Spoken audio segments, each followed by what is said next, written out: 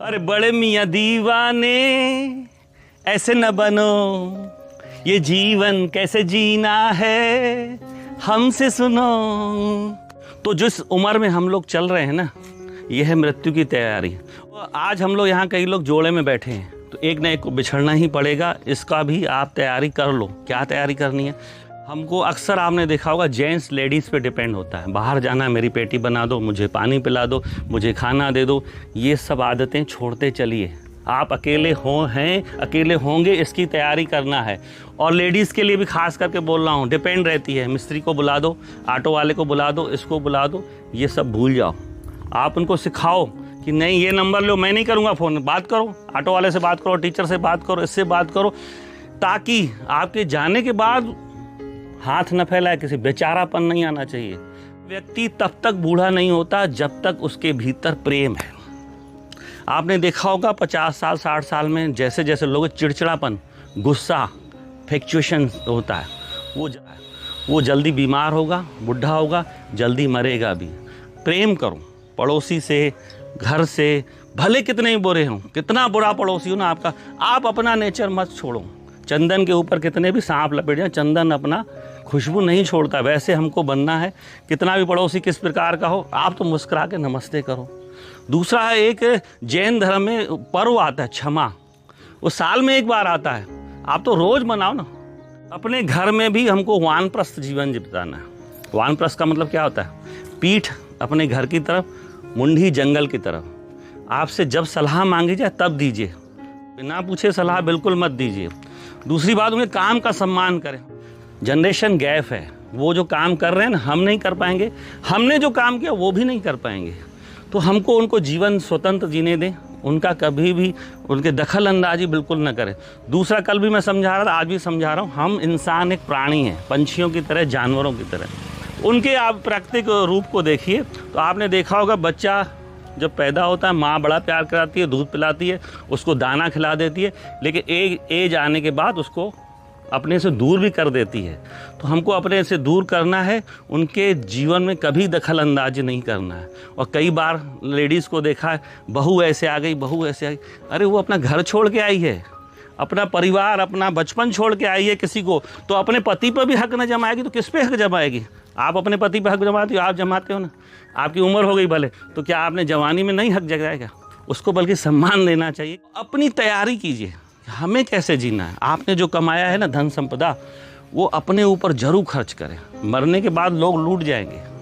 और दूसरा, जो आपने जमा करके रखा बच्चों के लिए, क्या बहुत अच्छी बात है, लेकिन अपने जीते जी जरूर उनको जल्दबाजी मत करें। बहुत लोग करते हैं, अरे भैया मैं तो फुर्सत हो जाऊँ, प्रॉपर्टी लिख के दे दिया, ये तुमको आया, ये तुमको आया।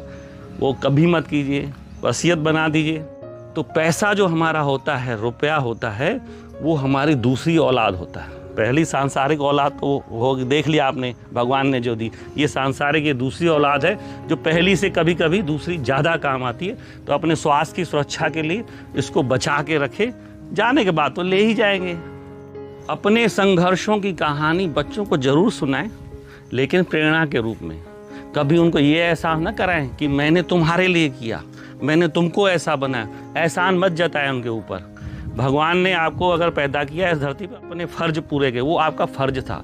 आपके माँ बाप ने भी आपको पाला बड़ा किया, आपको रास्ता दिया, तो आपका भी फ़र्ज था बच्चों को अच्छी शिक्षा देना, अच्छा मार्गदर्शन देना, ये आपका फ़र्ज था। अब इस उम्र में धन संपदा और प्रॉपर्टी बनाने की कभी भी मत सोचिएगा। ये सबसे बड़ी बीमारी है। आप एक ज़मीन खरीद लो, प्लाट खरीद लो, मकान खरीद, जो खरीदे आपने अच्छी है, प्रॉपर्टी पड़ी है, अब नया प्लान मत करिएगा, नहीं तो आपको बीमारियों से ज़्यादा कुछ नहीं देंगे। आप एक दिन घर में आप 50 लाख रख के देख लो, दूसरे दिन आपको बीपी बढ़ जाएगा, शुगर आ जाएगी। एक ज़मीन खरीद लो, उसको बाउंड्री बनाना, ये कब्जा कर रहा है, ये कर रहा है, इसी चिंता में आप अपने आप को और बीमार कर दोगे। तो जो है उससे संतुष्ट रहिए, अपना जीवन मस्त करिए। इस उम्र में लोग आ करके खाने पीने की तरफ ज़्यादा आकर्षित होते हैं। तो खान पान भी आप दवाई जैसे लो, सुबह 2 गोली, शाम को 2 गोली। जितना शरीर को ऊर्जा की ज़रूरत है ना, उतना ही लीजिए। अगर ज़्यादा लेंगे ना, वो भी आपको बीमार करेगा और अस्वस्थ करेगा।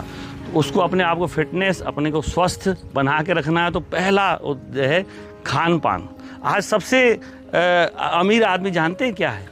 सबसे अमीर आदमी वो है, इस उम्र में आपको महसूस होगा, जो बिस्तर में जाते ही जिसको नींद आ जाए, सुबह उठते ही जो जल्दी से बाथरूम चला जाए, वो दुनिया का सबसे अमीर आदमी होता है। अगर पेट गड़बड़ है, शरीर में कष्ट है ना, तो आप सबसे गरीब आदमी अपने आप को मानोगे। 50 की उम्र के बाद देखिए छोटे मोटे कष्ट आएंगे, घुटना काम नहीं करेगा, आपका इस तकलीफ़ है, ये तकलीफ, उस तकलीफ़ों को ध्यान देंगे तो जीवन नहीं जी पाएंगे। ये अब अपना एक दोस्त मान लीजिए तकलीफ़ों को भी।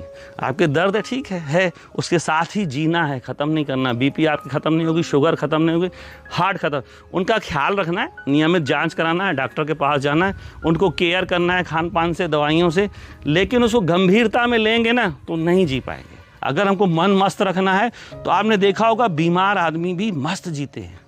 आपने राजेश खन्ना की फिल्म आनंद देखी थी ना, कितना मेहनत था मरने के लिए लेकिन मस्त जिया ना।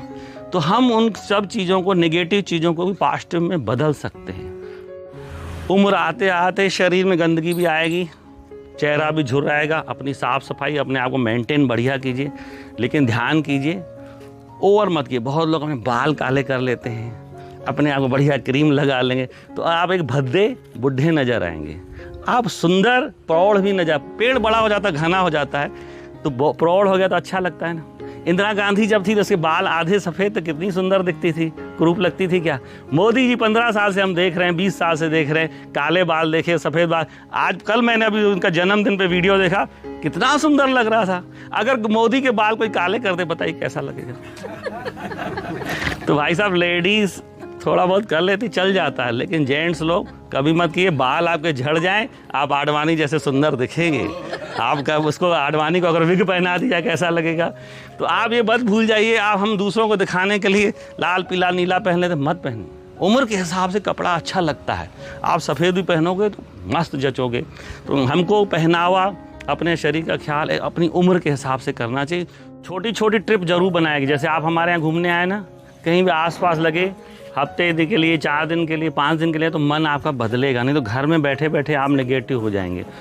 सोशल मीडिया आया है, बिल्कुल जुड़े रहिए, कोई ख़राब नहीं है। दोस्त मिलेंगे, यार मिलेंगे, आपका टाइम पास अच्छा, ज्ञान भी मिलेगा। लेकिन नेगेटिव ख़राब खबरें, न्यूज़ में चक्कर में मत पड़िए, नहीं तो दिमाग भेजा आपका ख़राब हो जाएगा। चलिए, आज की सभा समाप्त हुई।